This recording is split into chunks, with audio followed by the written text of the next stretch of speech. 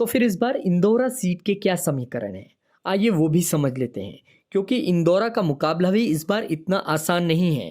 पहले प्रत्याशी कौन कौन है वो देख ले आप। बीजेपी की तरफ से रीता धीमान, कांग्रेस की तरफ से मलेंद्र राजन और निर्दलीय के तौर पर मनोहर धीमान, लक्ष्मण दास और निर्मल प्रसाद इस दौड़ में शामिल हैं।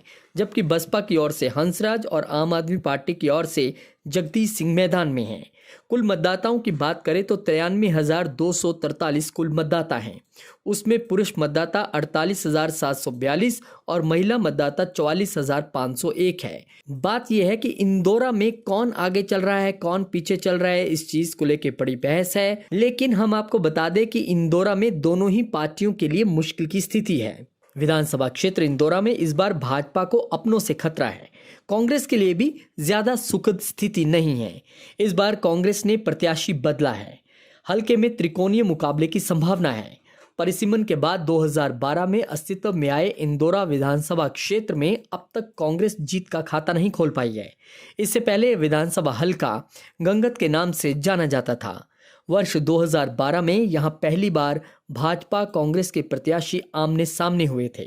कांग्रेस से कमल किशोर भाजपा प्रत्याशी रीता धीमान के समक्ष थे, जबकि मनोहर धीमान ने निर्दलीय प्रत्याशी के तौर पर चुनाव लड़ा था और जीत हासिल भी की थी। तो कुल मिला के बहुत ही टेढ़ी खीर है इस बार इंदौरा की। वर्ष 2017 में चुनाव में हालत बदले और रीता धीमान भाजपा प्रत्याशी बनी और कमल किशोर जो कि कांग्रेस की तरफ से थे उनको रीता धीमान ने हरा दिया। इस बार चुनाव में भाजपा व कांग्रेस टिकट आवंटन के बाद असंतोष दिख रहा था। भाजपा से रीता धीमान व कांग्रेस से मलेंद्र राजन प्रत्याशी हैं। भाजपा से छिटककर मनोहर धीमान निर्दलीय प्रत्याशी के रूप में चुनाव मैदान में हैं। हालांकि शुरुआती दौर में कांग्रेस से कमल किशोर टिकट मांग रहे थे, लेकिन पार्टी ने मलेंद्र राजन को मौका दिया। तो कुल मिला के कहा जाए, अगर इंदौरा के समीकरण आपने देखने हो तो दोनों ही पार्टियां मुश्किल में नजर आ रही हैं। असंतोष तो दोनों जगह है, लेकिन सबसे बड़े जो इस मैदान में गेम चेंजर साबित हो सकते हैं वो मनोहर धीमान, जो 2012 में कभी ना कभी निर्दलीय जीत चुके हैं और उसके बाद 2017 में वो लड़े नहीं। अब बीजेपी से छिटककर एक बार फिर से निर्दलीय मैदान में हैं। तो कुल मिला के अगर इंदौरा की स्थिति समझनी हो तो यहाँ पर त्रिकोणीय मुकाबला है और इस त्रिकोणीय मुकाबले में अगर हल्का सा एज देना हो तो यहाँ पे हल्का सा कांग्रेस को एज मिल सकता है, क्योंकि मनोहर धीमान जो हैं वो बीजेपी की वोटों में ज़्यादा सेंध लगा सकते हैं और वो भी पिछली बार भी रीता धीमान की जीत का अंतर कोई बहुत ज़्यादा नहीं था। और इस बार माना जा रहा है कि मुकाबला बहुत कड़ा है, त्रिकोणीय मुकाबला है, सीट कहीं भी इधर से उधर हो सकती है। और पिछली बार की बात करें तो रीता धीमान 1095 वोटों से विजयी रही थी।